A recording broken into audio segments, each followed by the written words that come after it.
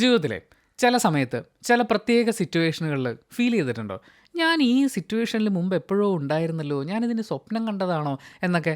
ആ ഒരു ഡേജാവോ എഫക്റ്റ് ഇല്ലേ, അതിന്ന് തിയേറ്ററിൽ സിനിമ കണ്ടുകൊണ്ടിരുന്നപ്പോൾ എനിക്ക് ഒരു വട്ടം തോന്നി. ഒരു പെർട്ടിക്കുലർ സീൻ ഇങ്ങനെ വരുമ്പോൾ ഈ സീൻ ഞാനിങ്ങനെ കണ്ടുകൊണ്ടിരിക്കുന്നു, എൻ്റെ സീറ്റിൽ ഇങ്ങനെ ആൾക്കാരിരിക്കുന്നു, ഈ ലൈറ്റ്, അയ്യോ ഞാനിവിടെ മുമ്പ് ഇരുന്നിട്ടുണ്ടല്ലോ എന്ന് തോന്നി. അത് ഇതിന് മുമ്പ് സമാനമായ ഏതെങ്കിലും ഒരു സീൻ തിയേറ്ററിൽ ഇരുന്ന് കണ്ട ഒരു ഓർമ്മ പെട്ടെന്ന് വന്നതാണോ അതോ വെറുതെ തോന്നിയതാണോ എന്നെനിക്കറിയില്ല.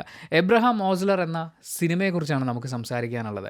ഈ സിനിമ ഞാൻ വളരെയധികം പ്രതീക്ഷകളോടുകൂടിയാണ് തിയേറ്ററിൽ പോയി കാണുന്നത്. ഒന്ന്, അതിലൊരു സ്പെഷ്യൽ അപ്പിയറൻസ് വരാനുണ്ട്. അതുകൂടാതെ വളരെ മികച്ച രീതിയിൽ ഒരുക്കിയിട്ടുള്ള ഒരു കുറ്റാന്വേഷണത്തിന് പ്രാധാന്യമുള്ള അങ്ങനെ ഒരു സിനിമ. പിന്നെ സ്പെഷ്യൽ അപ്പിയറൻസിൻ്റെ കാര്യം, അത് വരുമോ, വന്നാൽ അതിൻ്റെ ഒരു എൻട്രി എങ്ങനെയായിരിക്കും, ആ ഒരു ഫീൽ എന്തായിരിക്കും തിയേറ്ററിൽ എന്നൊക്കെ അറിയാനുള്ള കടുത്ത ആകാംക്ഷയും എനിക്കുണ്ടായിരുന്നു. അങ്ങനെ സിനിമ കഴിയുമ്പോൾ സന്തോഷമായോ, തൃപ്തിയായോ എന്നൊക്കെ എന്നോട് ചോദിച്ചാൽ, അത് പറയുന്നതിന് മുമ്പ് ഒരു ചോദ്യം ചോദിക്കാനുണ്ട്.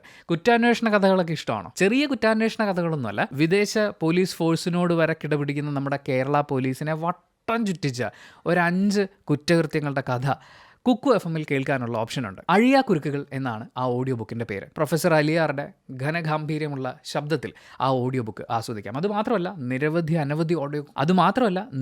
അനവധി ഓഡിയോ കോണ്ടന്റ് അവൈലബിൾ ആയിട്ടുള്ള ഇന്ത്യയിലെ ലീഡിംഗ് ഓഡിയോ ബുക്ക് പ്ലാറ്റ്ഫോമാണ് കുക്കു FM. കുറ്റാന്വേഷണ കഥകൾ മാത്രമല്ല, ലോക ക്ലാസിക്കുകൾ, ആ ക്ലാസിക്കുകളോട് കിടപിടിക്കുന്ന മലയാളത്തിൽ നിന്നുണ്ടായിട്ടുള്ള അമൂല്യമായ കൃതികൾ, അവയൊക്കെ നമുക്ക് പ്രിയപ്പെട്ട ആർട്ടിസ്റ്റുകളുടെ ശബ്ദത്തിൽ, ഡബ്ബിംഗ് ആർട്ടിസ്റ്റുകളും സിനി ആർട്ടിസ്റ്റുകളും ഒക്കെ ഉണ്ട്, അവരുടെയൊക്കെ ശബ്ദത്തിൽ മികച്ച സംഗീത അകമ്പടിയോടുകൂടി ഒരു സിനിമാറ്റിക് എക്സ്പീരിയൻസിൽ നമുക്ക് ആസ്വദിക്കാം എന്നുള്ളതാണ് കുക്കു FM നമുക്ക് തരുന്ന ഓഫർ. അപ്പോൾ കുക്കു FM നമ്മുടെ സബ്സ്ക്രൈബേഴ്സിന് വേണ്ടി 50% ഡിസ്കൗണ്ട് തരുന്നുണ്ട്. ചെയ്യേണ്ട ഇത്രേ ഉള്ളൂ, വളരെ സിമ്പിളാണ്. ഡിസ്ക്രിപ്ഷനിൽ ഞാനൊരു ലിങ്ക് കൊടുക്കുന്നുണ്ട്, അതേ ലിങ്ക് തന്നെ കമൻറ്റ് ബോക്സിൽ പിൻ ചെയ്ത് വെക്കുന്നുണ്ട്. ലിങ്ക് ക്ലിക്ക് ചെയ്യുക, കുക്കു FM ഡൗൺലോഡ് ചെയ്യുക, ഉണ്ണി50 എന്ന കൂപ്പൺ കോഡ് അപ്ലൈ ചെയ്യുക, 50% ഡിസ്കൗണ്ട് സ്വന്തമാക്കുക. വർഷം തുടങ്ങിയിട്ടിപ്പോൾ വളരെ കുറച്ച് ദിവസങ്ങളേ ആയിട്ടുള്ളൂ. പുതിയ വർഷത്തിൽ പുതിയ ശീലങ്ങളൊക്കെ ആയിട്ട് ഈ പുസ്തകം വായിക്കണം എന്നൊക്കെ ആഗ്രഹം ഉണ്ടാകും, സമയമില്ല എന്നൊക്കെ പറഞ്ഞിരിക്കുകയാണെങ്കിൽ ഒരാൾ നമുക്ക് ഗംഭീരമായിട്ട് പുസ്തകം വായിച്ചു തരാണ്. അപ്പോൾ സമയത്തിൻ്റെ പ്രശ്നം പറഞ്ഞ് വായനയിൽ നിന്ന് മാറി നിൽക്കേണ്ട കാര്യമില്ല. സോ കുക്കു FM ഡൗൺലോഡ് ചെയ്യൂ, മേക്ക് എവറി മിനിറ്റ് മാറ്റർ. നന്നായി നേരം കളയൂ. ലിങ്ക് ഡിസ്ക്രിപ്ഷനിലുണ്ട്. ഇനി നമുക്ക് നേരം കളയാതെ ഓസ്ലറിൻ്റെ പോസിറ്റീവ്സിലേക്ക് കിടക്കാം. ഒന്നാമത്തെ പോസിറ്റീവ്, സത്യം പറയാലോ, ഒരുപാടൊന്നും വലിപ്പിക്കാതെ നേരെ പ്രധാന കഥയിലേക്ക് അല്ലെങ്കിൽ നിലവിലെ കഥയിലേക്ക് കടക്കുന്നുണ്ട്. സാധാരണ നമ്മുടെ ഒരു പോലീസ് കുറ്റാന്വേഷണ സിനിമകളൊക്കെ എടുത്ത് നോക്കിക്കഴിഞ്ഞാൽ അതിൽ ആവർത്തിച്ച് വരുന്ന ഒരു ഫോർമാറ്റ് എന്ന് പറയുന്നത്, ഒരു പോലീസ് ഉദ്യോഗസ്ഥൻ അയാളുടെ വ്യക്തി ജീവിതത്തിൽ ഒരുപാട് പ്രശ്നങ്ങളൊക്കെ നേരിട്ടുകൊണ്ട് ചെയ്യുന്ന ജോലിയോട് പോലും താല്പര്യമില്ലാത്ത രീതിയിൽ ഒരു വിഷാദാവസ്ഥയിലൂടെയൊക്കെ കടന്നു പോകുമായിരിക്കും. ഒന്നിലും ഫോക്കസ് ഇല്ലാതെ അങ്ങനെ പോകുന്നു.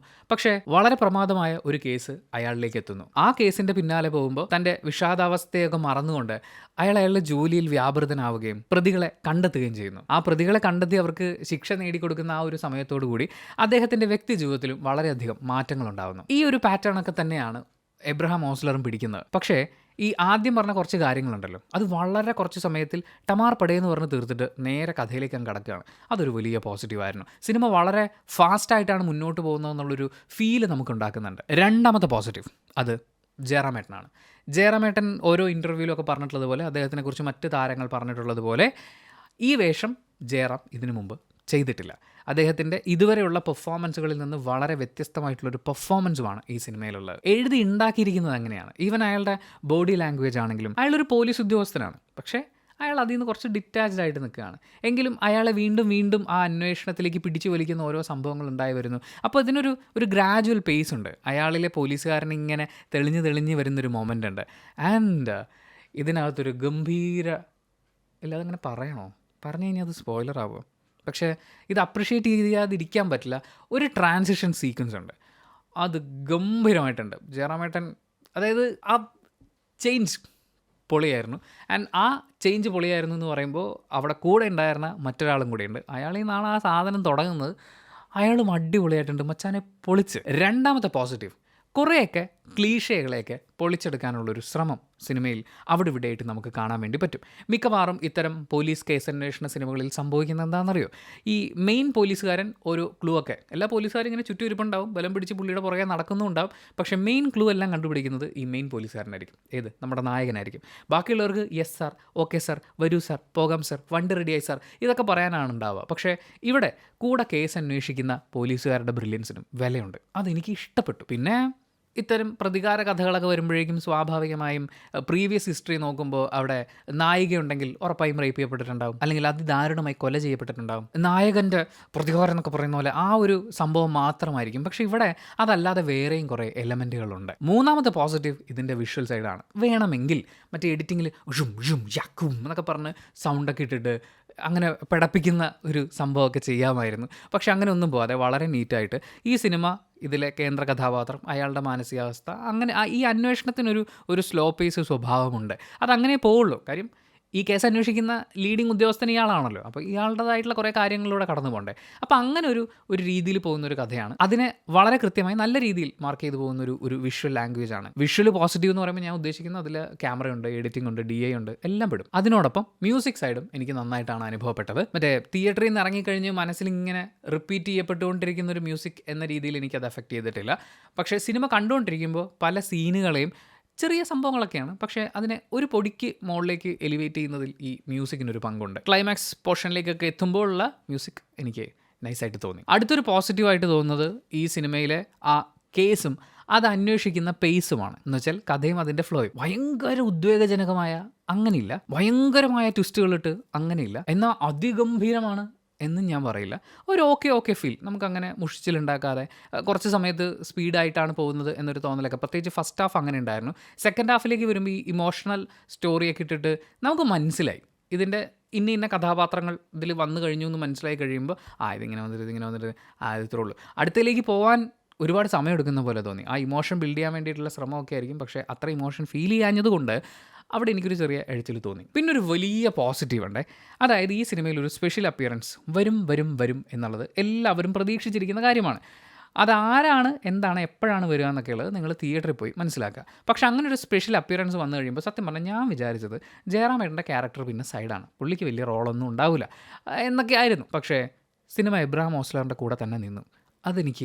അതെനിക്ക് ഇഷ്ടപ്പെട്ടു. കാര്യം ഇങ്ങനൊരു സാധനമൊക്കെ കിട്ടുമ്പോൾ പലർക്കും ഫീൽ ചെയ്യുന്നതാണ്. അല്ലെങ്കിൽ ഒരു ഹൈപ്പൊക്കെ കിട്ടുമ്പോൾ, പല സിനിമകളും നമ്മളങ്ങനെ മുമ്പ് കണ്ടിട്ടുള്ള എക്സ്പീരിയൻസ് വെച്ചിട്ടാണ് ഹൈപ്പ് കിട്ടിയതുകൊണ്ട് നമുക്കിങ്ങനെ ചെയ്യാം എന്നൊക്കെ പറയുന്ന പോലത്തെ പല പരിപാടികളും പിടിക്കാറുണ്ട്. പക്ഷേ അതൊന്നും പോവാതെ ഇതിങ്ങനെ തന്നെ പോയി എന്നുള്ളത് അടിപൊളിയായിരുന്നു. പിന്നെ മൊത്തത്തിൽ എല്ലാവരുടെയും പെർഫോമൻസുകൾ എടുത്ത് പറയേണ്ടതുണ്ട്. സ്പെഷ്യൽ കാര്യങ്ങൾ ഞാൻ അധികം മെൻഷൻ ചെയ്യുന്നില്ല, ഒരു സ്പോയിലർ വരാതിരിക്കാൻ വേണ്ടിയിട്ട്. അർജുൻ അശോകൻ ഗംഭീരമായിട്ട് ചെയ്തിട്ടുണ്ട്, സൂപ്പറായിരുന്നു. അനശ്വര രാജൻ, എനിക്ക് അവർ ഭയങ്കര ഡിഫറെൻ്റ് ആയിട്ട് ഫീൽ ചെയ്യുന്നു. ഇപ്പം നമ്മൾ നേര് കണ്ടതിന് ശേഷം ഈ സിനിമ കാണുന്ന സമയത്ത് അവരുടെ കരച്ചിൽ സീക്വൻസുകളൊക്കെ ഇല്ലേ, അതിലൊക്കെ എവിടെയോ കുറേയും കൂടി ഒരു റിഫൈൻമെൻറ്റ് എന്ന് പറയുന്ന പോലെ ഒരു ചേഞ്ച് ഫീൽ ചെയ്യുന്നുണ്ട്. അവരിലെ അഭിനേത്രി കൂടുതൽ ബെറ്റർ ആവുന്നതിൻ്റെ അങ്ങനത്തെ ഒരു എഫക്റ്റ് ഉണ്ടായിരുന്നു. പിന്നെ ആ കാലഘട്ടം കാണിക്കുമ്പോഴുള്ള മറ്റ് അഭിനേതാക്കൾ അവരെല്ലാവരും നൈസായിട്ട് ചെയ്തിട്ടുണ്ട്. മച്ചാൻ വരെ എനിക്ക് നിങ്ങളുടെ പേരൊന്നും ഇപ്പോൾ കൃത്യമായിട്ട് ഈ വീഡിയോയിൽ പറയാൻ അങ്ങനെ അറിയില്ല, പക്ഷേ നിങ്ങളുടെ പേരൊക്കെ ഓരോ സിനിമ സ്നേഹികളും പേരെടുത്ത് പറയുന്ന ഒരു ദിവസം വരും എന്ന് പറയാൻ ഞാൻ ആഗ്രഹിക്കുകയാണ്. ഗംഭീരമാക്കി എന്നല്ല ഞാൻ പറയുന്നു, പക്ഷേ രസമായിട്ട് ചെയ്തിട്ടുണ്ട്. പിൽക്കാലത്ത് അതായിത്തീരുന്നത് ആരൊക്കെയാണോ അവരൊക്കെ ആയി മാറാനുള്ള അതിനുള്ള സാധനങ്ങളൊക്കെ നിങ്ങളുടെ പെർഫോമൻസിലുണ്ട്. പിന്നെ ജഗദീഷ് ഏട്ടൻ അടിപൊളിയായിട്ടുണ്ട്. മാത്രമല്ല ഈ സിനിമയിൽ എല്ലാവരും അവരവർക്ക് കിട്ടിയിട്ടുള്ള കഥാപാത്രങ്ങളെ രസമായിട്ട് അവർ അവതരിപ്പിച്ചിട്ടുണ്ട്. ജഗദീഷ് ഏട്ടൻ്റെ ക്യാരക്ടർ എന്ന് പറഞ്ഞു കഴിഞ്ഞാൽ അത് കൊണ്ടുവരുന്ന ഒരു തീവ്രതയുണ്ട്. എനിക്ക് മൊത്തം സിനിമയിൽ ഈ വൻ തീവ്രത അനുഭവപ്പെട്ടിട്ടില്ലെങ്കിൽ പോലും ചില ക്യാരക്ടേഴ്സ്, ചില പെർഫോമൻസ് അങ്ങനെ തോന്നിയിട്ടുണ്ടായിരുന്നു. അതിലൊന്നാണ് ജഗദീഷ് ഏട്ടൻ്റെ ക്യാരക്ടർ. ആ ഡയലോഗ് ഡെലിവറിയിൽ നമുക്ക് ആ സാധനം ഫീൽ ചെയ്യും. അയാൾ ആരായിരുന്നു, എന്തായിരുന്നു, എങ്ങനെയുള്ളൊരവസ്ഥയിലൂടെയാണ് കടന്നു പോകുന്നത്, അയാൾ ചെയ്യുന്ന ജോലിയും അയാളുടെ എക്സ്പ്രഷൻസും ഒക്കെ തമ്മിൽ വളരെ മാച്ചിങ് ആവുന്ന കാര്യം. അയാളുടെ കമ്മ്യൂണിക്കേഷൻ കൂടുതൽ അയാൾ ചെയ്യുന്ന ജോലിയുമായിട്ട് ബന്ധപ്പെട്ടിട്ട് നിൽക്കുന്നതാണ്. അതിൻ്റെ ഒരു എഫക്റ്റ് അയാളുടെ സംസാരത്തിലുണ്ടാവും എന്നൊക്കെ പറയുന്ന അതൊരു ബ്രില്യൻ സാധനമായിരുന്നു. പിന്നെ പറയാനുള്ളത് ഡയലോഗുകളെ കുറിച്ചാണ്. ഒരുപാട് മെഡിക്കൽ ടേംസ് ഒക്കെ ഇങ്ങനെ കേൾക്കുമ്പോൾ നമുക്കൊരു ആവേശമൊക്കെ തോന്നും. എനിക്കത് ഇഷ്ടപ്പെട്ടു. പക്ഷേ എനിക്ക് മൊത്തത്തിൽ ഈ സിനിമ ഒരു തമിഴ് സിനിമയായിരുന്നെങ്കിൽ കുറേയും കൂടി അടിപൊളിയായിട്ട് ഫീൽ ചെയ്യുമായിരുന്നു എന്ന് തോന്നി. കാരണം ചില ഡയലോഗുകളൊക്കെ ഒരു സ്പൂൺ ഫീഡിങ് സ്വഭാവം വരുന്നുണ്ട്. സിനിമയുടെ തുടക്കത്തിലൊക്കെയുള്ള ഒരു കഥ പറച്ചിൽ സാധനവും അതൊക്കെ ഒരു തമിഴ് പാറ്റേൺ പോലെ എനിക്ക് ഫീൽ ചെയ്യുന്നുണ്ടായിരുന്നു. അപ്പോൾ സെന്തിലിൻ്റെ ഈ പറഞ്ഞ വളരെ പ്രധാനപ്പെട്ട സീക്വൻസിലെ 1-2 ഡയലോഗുകൾ തിയേറ്ററിൽ അവിടെ ഇവിടെ ഇരുന്ന കുറച്ച് ആളുകൾ ചിരിക്കുന്നുണ്ടായിരുന്നു. ഞാൻ ആ സീക്വൻസ് കാണുമ്പോൾ ഞാനതിൻ്റെ തമിഴ് പതിപ്പായിരുന്നെങ്കിൽ എങ്ങനെയായിരിക്കും എന്നൊക്കെ ആലോചിച്ചത്. തമിഴിലായിരുന്നെങ്കിൽ അത് ഭയങ്കര പ്ലേസ്മെൻ്റ് ആയേനെ. എനിക്കറിയില്ല ഈ പല ഭാഷകൾക്ക് വേണ്ടിയിട്ടൊക്കെ ഇവർ പ്ലാൻ ചെയ്തിട്ടുണ്ടോ എന്ന്. അങ്ങനത്തെ 1-2 ഡയലോഗുകൾ എനിക്ക് ഇച്ചിരി ശരിയായില്ലേ എന്ന് തോന്നിയത് ഒഴിച്ചാൽ സംഭവം നൈസായിരുന്നു. ഇനി നമ്മൾ നെഗറ്റീവ്സിലേക്ക് വരികയാണെങ്കിൽ, സിനിമ കണ്ടുകൊണ്ടിരുന്നപ്പോൾ അതുവരെയുള്ള സിനിമയുടെ ഒരു സ്വഭാവമൊക്കെ വെച്ച് അങ്ങേര് കാണിച്ചുകൊണ്ടിരുന്ന ബ്രില്യൻസ് ഒക്കെ വെച്ചിട്ട് കോമഡി ആയിപ്പോയി എന്നെനിക്ക് തോന്നിയൊരു കാര്യം, ഇവരുടെ കയ്യിലേക്ക് ഒരാളെ കിട്ടിയതിന് ശേഷം ഇവർ ചോദ്യം ചെയ്യുന്നുണ്ട്. ആ ചോദ്യം ചെയ്യുമ്പോൾ ഇവർ ചോദിക്കുന്ന ചോദ്യങ്ങളും അതുപോലെ ആ സമയത്ത് ഇവരുടെ എക്സ്പ്രഷൻസൊക്കെ എനിക്ക് മാച്ച് ആവാത്ത പോലെ തോന്നി. അതിലൊരു ചെറിയ കോമഡി എലമെൻ്റാണ് എനിക്ക് തോന്നിയത്. രണ്ടാമത്തെ കാര്യം, ഇതിനു മുമ്പ് ഏതോ ഒരു കുറ്റാന്വേഷണ സിനിമയെക്കുറിച്ച് പറയുമ്പോഴും ഞാനിത് പറഞ്ഞിട്ടുണ്ടായിരുന്നു. ഈ ഇൻ്റലിജൻസ് ഉപയോഗിച്ച്, അന്വേഷണ ഉദ്യോഗസ്ഥരുടെ ഇൻ്റലിജൻസ് ഉപയോഗിച്ച് കണ്ടെത്തുന്നത് വളരെ കുറവും, ഭാഗ്യത്തിന് ഇങ്ങോട്ട് അന്വേഷിച്ചെത്തുന്ന തെളിവുകൾ വളരെ വളരെ കൂടുതലുമായിരുന്നു. ഒരു ഘട്ടത്തിൽ ഇവരുടെ അന്വേഷണം എങ്ങും എത്താതെ നിൽക്കുന്ന സമയത്ത് ഒരു വലിയ ക്ലൂ ഇവരെ അന്വേഷിച്ച് ഓട്ടോ വിളിച്ച് പോകുന്നത് പോലെ അങ്ങോട്ട് പോകുന്നുണ്ട്. അത് ഒന്നിലധികം തവണ സംഭവിക്കുന്നുണ്ട്. അത് കാണുമ്പോഴേ നമ്മൾ ഈ ഇൻ്റലിജൻ്റ് ആയിട്ടുള്ള നായകൻ അന്വേഷണം എന്നൊക്കെ പറയുന്ന ആ ഒരു സംഭവം അതിലെന്തോ ഒരു തൃപ്തിക്കുറവ് തോന്നി. പിന്നെ ഈ പ്രണയം, പ്രതികാരം, അഹങ്കാരം, വീണ്ടും പ്രതികാരം എന്ന് പറയുന്ന ആ ഇമോഷണൽ ബാക്ക് സ്റ്റോറി കാണിക്കൽ പരിപാടിയൊക്കെ ഉണ്ടല്ലോ, അവിടെ എനിക്കൊരല്പം എഴച്ചിൽ ഫീൽ ചെയ്തു. വളരെ പ്രഡിക്റ്റബിൾ ആയിരുന്നു, ക്ലീഷേ ആയിരുന്നു, അങ്ങനെ കുറേ കാര്യങ്ങളുണ്ട്. അതിന് ആക്കം കൂട്ടുന്ന മറ്റൊരു പ്രധാനപ്പെട്ട കാര്യം, ഈ സ്റ്റോറി സ്റ്റാർട്ട് ചെയ്യുമ്പോൾ ഒരു വലിയ സംഭവം ഇവിടെ സംഭവിച്ചിട്ടുണ്ട്, അല്ലെങ്കിൽ പ്രേക്ഷകരെന്ന രീതിയിൽ നമ്മൾ ഭയങ്കരമായി ഒക്കെ അങ്ങനെ ഒരു സംഭവം ഇവിടെയുണ്ട്. അപ്പോൾ അത് കഴിഞ്ഞിട്ട് വീണ്ടും ഈ ഒരു ഇമോഷണൽ ഇതിലേക്ക് പോകുമ്പോൾ കുറച്ചും കൂടി വലിയുന്ന പോലെയാണ് തോന്നിയത്. പിന്നെ നേരത്തെ സൂചിപ്പിച്ചതാണ് ഈ ഇമോഷണൽ കണക്റ്റ്. അതായത് ഇതിലെ നായക കഥാപാത്രത്തിനൊരു പെയിനുണ്ട്, പുള്ളി അന്വേഷിച്ച് കണ്ടുപിടിക്കുന്ന ആൾക്കൊരു പെയിനുണ്ട്, ഇവരുടെ രണ്ടുപേരുടെയും പെയിൻ ഒരു സ്ഥലത്ത് ഇങ്ങനെ കൂട്ടിമുട്ടുന്നു എന്നൊക്കെ പറയുന്ന പോലത്തെ കുറച്ച് എലമെൻറ്റുകളുണ്ട്. പക്ഷേ ഇവിടെ ഒന്നും ആ ഇമോഷണൽ കണക്റ്റ്, അതായത് ഇപ്പോൾ ജയറാമേട്ടൻ്റെ കഥാപാത്രമാണെങ്കിലും അയാൾ കടന്നു പോകുന്ന പെയിൻ നമ്മളെ ഫീൽ ചെയ്യിപ്പിക്കുക എന്ന് പറയുന്ന അങ്ങനെ ഒരു കണക്റ്റ് നമുക്ക് സിനിമയിൽ എവിടെയും ഫീൽ ചെയ്യുന്നതായിട്ട് എനിക്ക് ഫീൽ ചെയ്തില്ല. പിന്നെ ഈ സിനിമയിലെ കൊലപാതകങ്ങൾക്ക് അങ്ങനെ ഒരു പാറ്റേൺ പിന്തുടരേണ്ട ആവശ്യമുണ്ടായിരുന്നില്ല എന്നെനിക്ക് തോന്നി. കാരണം പറഞ്ഞാൽ ഭയങ്കര സ്പോയിലറായിപ്പോവും, അതുകൊണ്ട് അതിലേക്ക് കടക്കുന്നില്ല. ഏറ്റവും പ്രധാനപ്പെട്ട അതിൻ്റെ ലാൻഡിങ് പോയിന്റിൽ ഒരു പാൻ ഇന്ത്യൻ ഭൂതം കയറി വരുന്നുണ്ട്. എന്ന് വെച്ചാൽ പാൻ ഇന്ത്യൻ സിനിമകളല്ല, പാൻ ഇന്ത്യൻ ലെവലിൽ എല്ലാ സിനിമകൾക്കും സംഭവിച്ചുകൊണ്ടിരിക്കുന്ന ഒരു ഭൂതം കയറൽ, വീണ്ടും വരുവേൻ എന്ന് പറയുന്ന സംഭവം. അതുപക്ഷേ മുമ്പ് പല സിനിമകളിലും കണ്ടപ്പോൾ കോമഡി ആയിരുന്നു.